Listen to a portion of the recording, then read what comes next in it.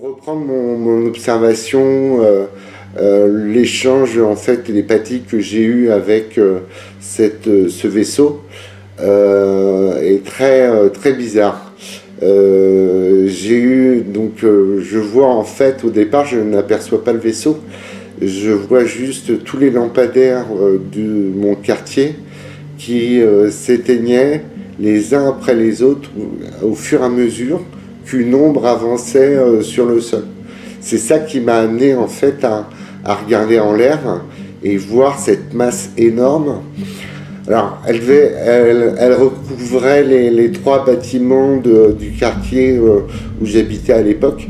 Donc, j'évalue la taille de cet ovni à peu près à 300 mètres. 300 mètres, ça devait faire 300 mètres d'envergure. Parce que ça recouvrait vraiment les trois bâtiments et on ne voyait plus qu'un filet mince de l'horizon qui recourbait le côté de l'OVNI. Et donc cette masse avance tout doucement. Au fur et à mesure où elle avançait, toutes les lumières des appartements se sont éteintes. Chez moi, ça a disjoncté, tout s'est éteint. Et là, je me dis, c'est pas possible, je suis en face de quelque chose qui est pas réel. Et donc, ça continue toujours à avancer. Et là, je me dis, c'est pas un ovni. Et à ce moment-là, l'ovni part à toute vitesse. Et je me dis, non, c'est pas possible, c'est pas un ovni que j'ai vu. Et au moment même où je pensais ça, l'objet s'est complètement dématérialisé.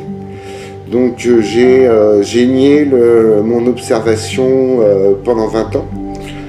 Seuls mes parents proches étaient au courant parce que le premier sentiment que j'ai eu quand j'ai vu cette masse-là, c'est que je me suis dit, c'est pas nous les humains qui sommes au sommet de la chaîne alimentaire, il y a autre chose.